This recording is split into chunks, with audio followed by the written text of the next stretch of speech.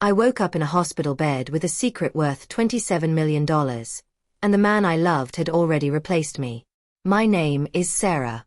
I'm 34 years old, a freelance graphic designer who spent the last 8 years building a life with someone I thought would never leave my side.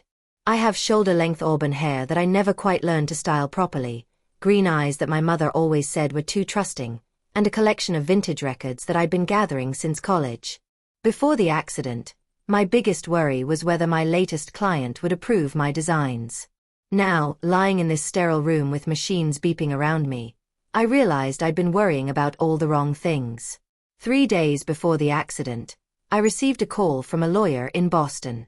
My great-aunt Margaret, a woman I'd met exactly twice in my life, had passed away. She'd been a successful businesswoman who never married, never had children, and apparently never forgot the 12-year-old girl who'd sent her a handmade birthday card decades ago. The lawyer's words still echoed in my mind. "Ms. Sarah, you are the sole beneficiary of an estate valued at approximately $27 million. $27 million. I'd hung up the phone and just stared at the wall for 20 minutes. My husband, Derek, had been at work. I wanted to tell him in person, to see his face light up, to finally give him the financial security he'd always stressed about. Derek worked in middle management at a pharmaceutical company, and money had been a constant source of tension in our marriage. Not that we were struggling, but he always wanted more. A bigger house, a newer car, vacations to Europe instead of camping trips upstate. I'd planned it all out. I would cook his favorite meal, ribeye steak with roasted potatoes and that garlic butter sauce he loved. I'd pour us wine, wait until after dinner, and then tell him. We could finally relax. We could travel. We could start the family he'd been pushing for, but I'd resisted because I wasn't sure we were financially ready. I'd left the lawyer's office in downtown Manhattan and headed home, my mind spinning with possibilities. The subway was packed, so I decided to walk the 15 blocks, needing the autumn air to clear my head. I texted Derek, "Coming home early. Have amazing news. Love you."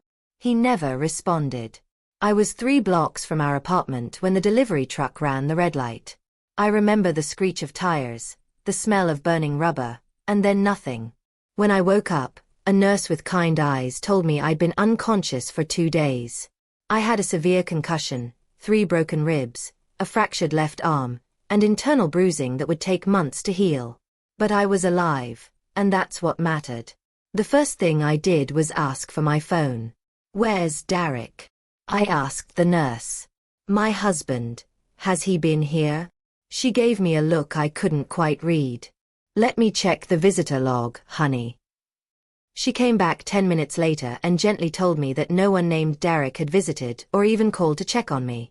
My phone had been destroyed in the accident, but the hospital had contacted the emergency number in my wallet, Derek's cell.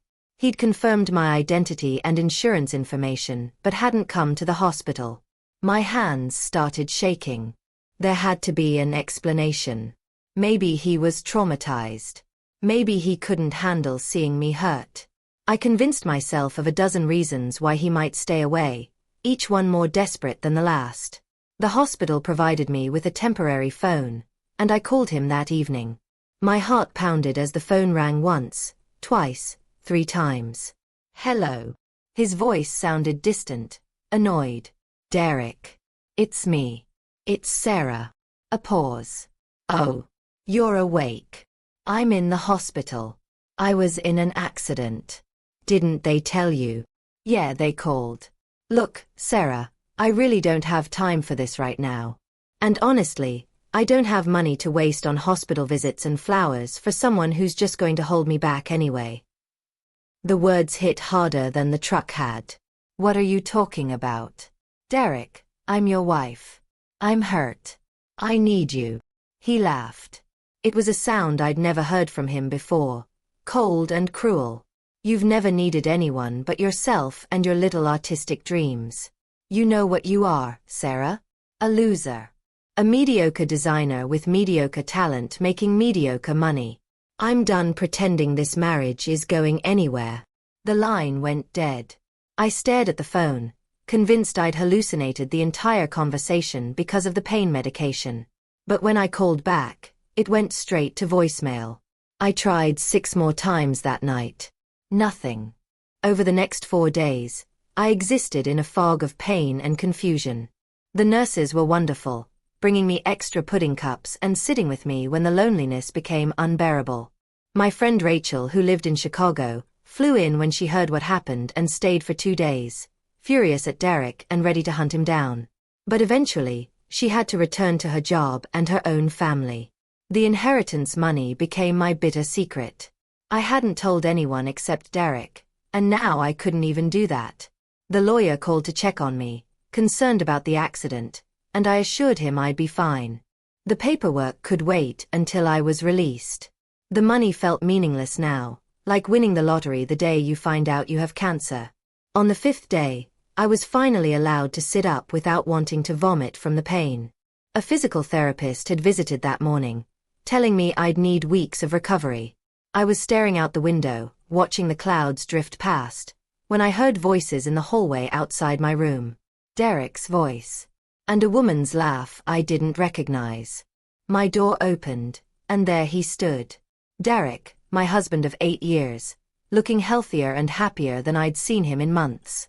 He'd gotten a haircut, was wearing a new jacket I didn't recognize, and had his arm around a blonde woman who couldn't have been older than 25. She was stunning, tall, perfectly made up, wearing designer clothes that probably cost more than my entire wardrobe. "Well, well," Derek said, his voice dripping with mockery. "Still alive, I see. How disappointing." I couldn't speak.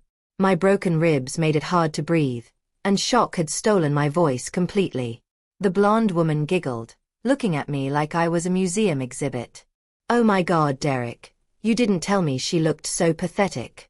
Is that actually the hospital gown? Girl, at least try to have some dignity." "Sarah, meet Madison," Derek said casually, as if he were introducing me to a colleague at a dinner party. "My fiancée. We're getting married next month. Well, after the divorce is finalized.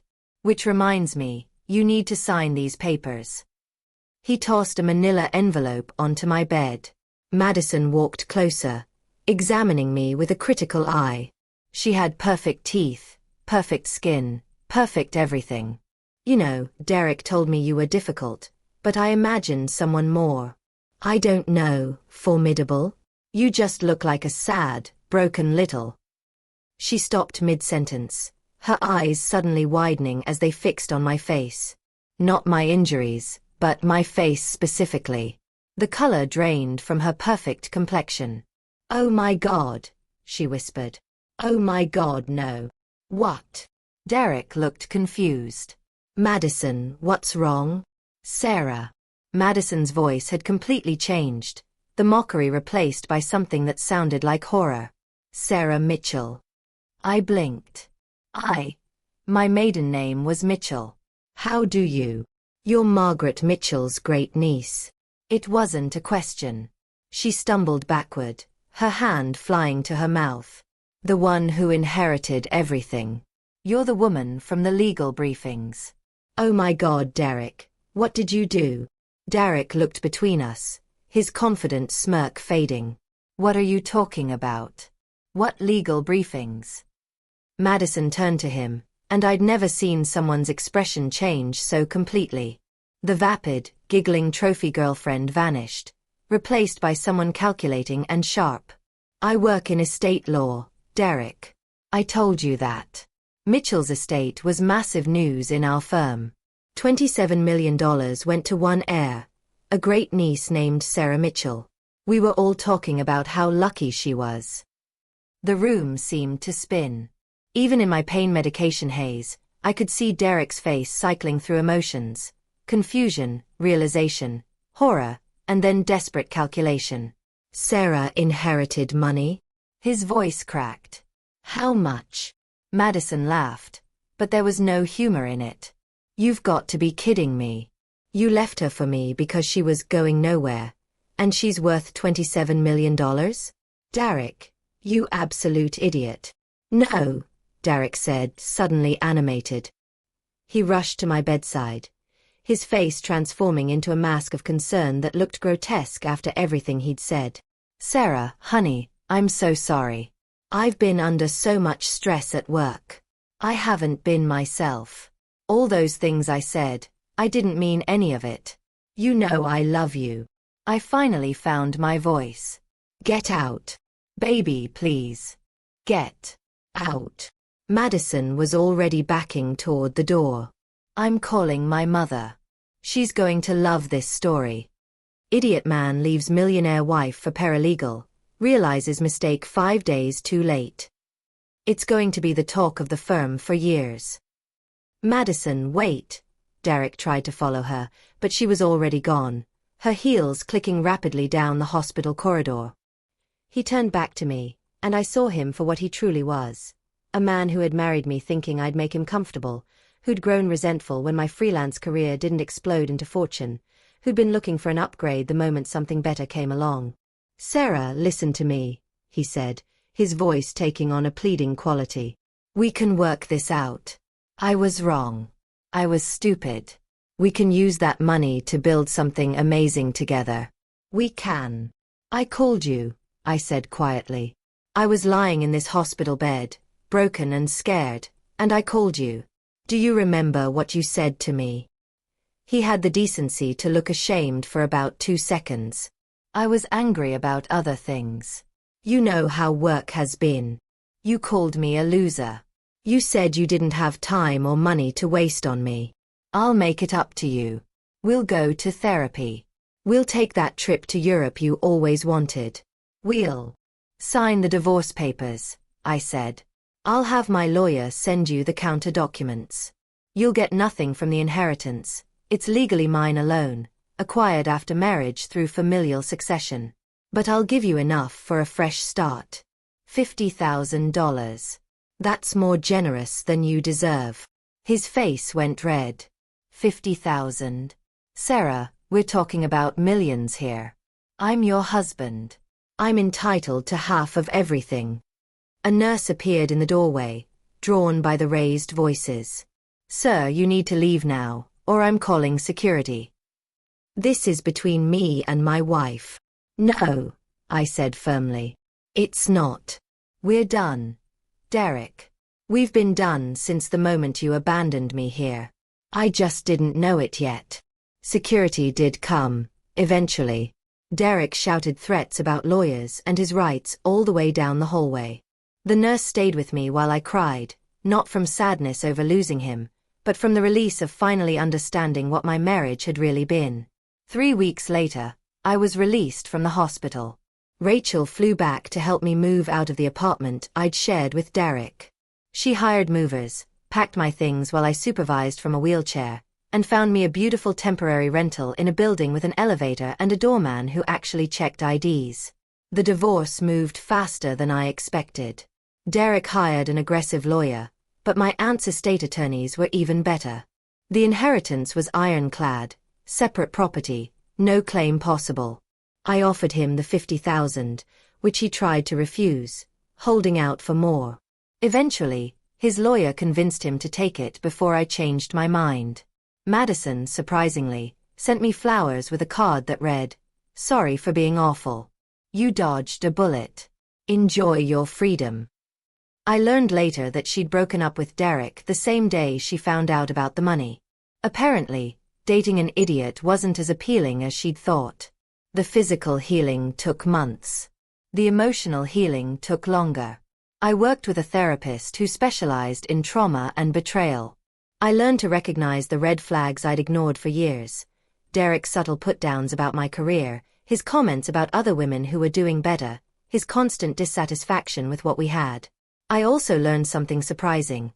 I didn't need $27 million to be happy, but I did need to be free from someone who made me feel worthless. A year after the accident, I stood in the gallery showing my first major art exhibition. I'd used some of the inheritance money to fund a year of intensive study with a renowned designer in Brooklyn, and the result was a collection of digital art pieces that explored themes of transformation and survival. The critics loved it. More importantly, I loved it. Rachel stood beside me, holding a glass of champagne. "You know what the best part is," she said. "What?" "Derek is going to hear about this. He's going to see your success, and he's going to know that you didn't need him at all. You never did. She was right. I'd already heard through mutual friends that Derek was struggling, jumping from relationship to relationship, bitter about the fortune he'd lost. But his loss wasn't the money. It was the chance to be part of something real with someone who'd actually loved him. As for me, I was finally building the life I wanted. I bought a small house upstate with a studio space for my work. I funded scholarships for young artists. I traveled to places I'd only dreamed about. I even started dating again, carefully this time, with clear eyes and healthy boundaries. The accident had broken my body, but Derek's betrayal had freed my spirit. And that, I realized, was worth more than any inheritance could ever be. Sometimes the worst thing that happens to you becomes the door to your best life. You just have to be brave enough to walk through it.